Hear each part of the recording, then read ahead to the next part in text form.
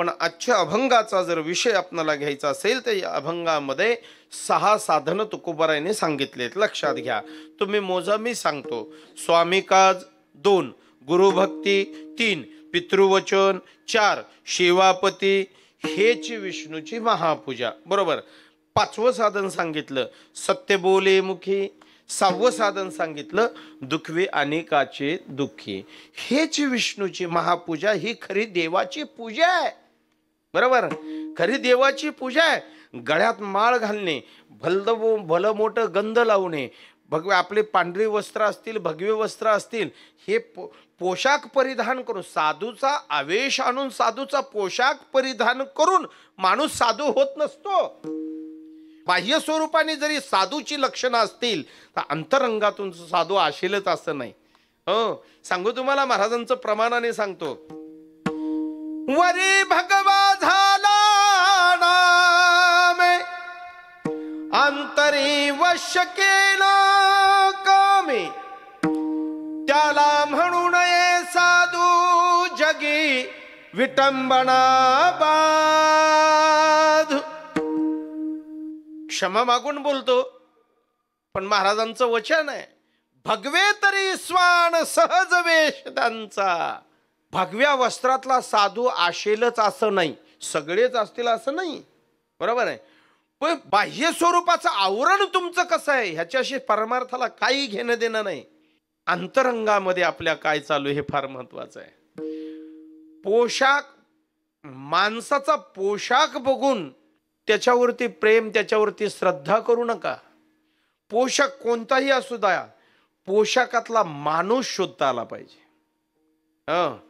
पोशाखातला माणूस शोधता आला पाहिजे. स्वामी विवेकानंदाला शिकागोच्या धर्म परिषदेमध्ये अरे भगव्या पोशाखामुळे कोणतरी एखादा साधू बसलाय मागे, पण ज्या वेळेला धर्म परिषद एका वाक्यामध्ये जिंकवली त्यावेळेला तिथे स्वामी विवेकानंदाचा जय जयकार झाला. सामान्य पोशाखातला माणूस सुद्धा एज्युकेटेड असू शकतो. हो, बरोबर आहे ना. पोशाखावरती जाऊ नका. ज्यांचा झगमग पोशाख वरून असेल तर आतून सगळी भगभग असेल, असू शकतं, असं काय नाही. हो, विठाला विठाला विठाला विठाला विठाला विठाला. हो हो, 6 प्रकरण सांगितले. 6 ही देवपूजेची साधनं नाही, हेची विष्णूची महापूजा. याच्यापेक्षा दुसरी कोणती पूजा आहे?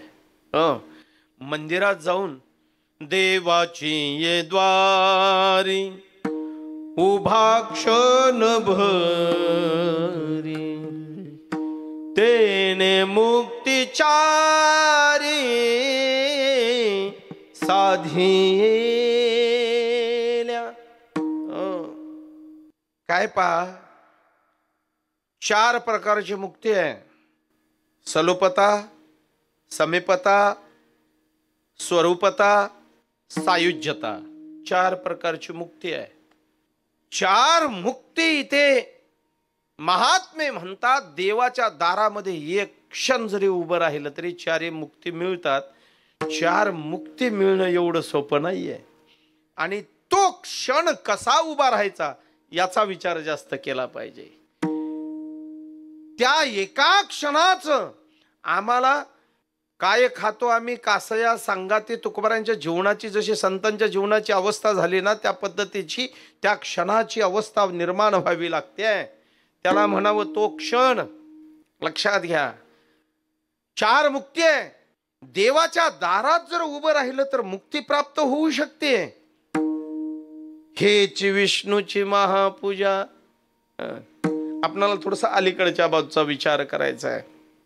पहिला मुद्दा जर पाहिला तर स्वामी काज. स्वामी या शब्दाचा अर्थ आहे मालक. स्वामी या शब्दाचा अर्थ आहे त्याचं सर्वस्व पालन पोषण करणारा. स्वामी या शब्दाचा अर्थ आहे ब्रह्मांडाचा नाथ. स्वामी या शब्दाचा अर्थ आहे या मृत्यू लोकांमध्ये मुंगीपासून ब्रह्मदेवापर्यंत ज्याचं पालन पोषण जो करतो तो स्वामी. अलीकडच्या भाषेत जर आपण पाहिलं तर स्वामी या शब्दाचा अर्थ आहे मालक आणि काम करणाऱ्याचा नाव आहे नोकर. थोडक्यात नोकर म्हणा, मालक म्हणा. आपल्या मालकाचं काम प्रामाणिकपणाने करणं.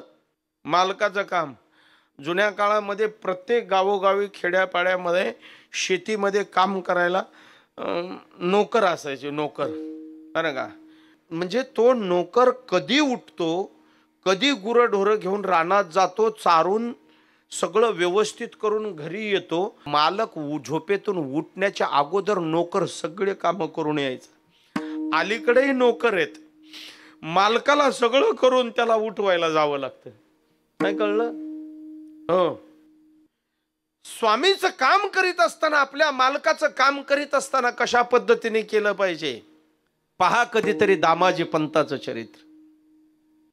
दामाजी पंतांनी ह्या चंद्रभागेच्या तीरावरती विराजमान पांडुरंग परमात्म्याला स्वामी, अरे आपल्या स्वामी ज्यांच्याकडे कामाला होते त्या कामगाराच्या रूपाने दामाजी पंत काम करायचं. आपल्या मालकाचं कडे छोट काम झालं पाहिजे.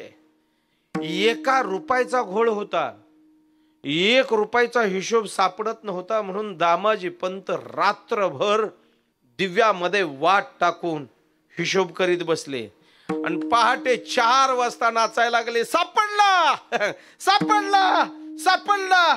मालक उठून म्हणतो, अरे काय सापडला? स्वामी 1 रुपयाचा हिशोब गणितामध्ये लागत नव्हता. कशाचा? अरे 1 रुपयाच्या हिशोबासाठी रात्र घालणारा जो नोकर असेल, अलीकडं कोट्यावधीचे भ्रष्टाचाराचा हिशोब कुठं घालायचा? या अनाचाराचा, या दुराचाराचा, ह्या अत्याचाराचा हिशोब कुणी घ्यायचा? त्याला म्हणावं स्वामी एक. बरं का. चला दुसरा मुद्दा या रामायणामध्ये, आनंद रामायणामधला एक प्रसंग आहे. बरोबर. रामचंद्र प्रभू 14 वर्षाचा वनवास पूर्ण झाला. पुष्पक विमानामध्ये बसून शरयू नदीच्या पलीकडे निषादराज गुहकाच्या सोबत येत आहेत. हनुमंतरायाला सांगितलं, हनुमंता जा म्हणले, उद्या सकाळ आहे. आज जर संध्याकाळपर्यंत आपण अयोध्येमध्ये जर प्रवेश नाही केला तर माझा भरत उद्याचा सूर्य उदय होऊ देणार नाही, आत्मदहन करेल. आणि हनुमंता ब्राह्मणाच्या वेशात, साध्या वेशात जा, भरताला फक्त एक निरोप सांगा. निरोप काय? निरोप मी येतोय. भरताने सर्व तयारी केलेली आहे. माहिती होतं भरताला माझा राम शब्दाला जागणार आहे, आल्याशिवाय राहणार नाही. आणि कदाचित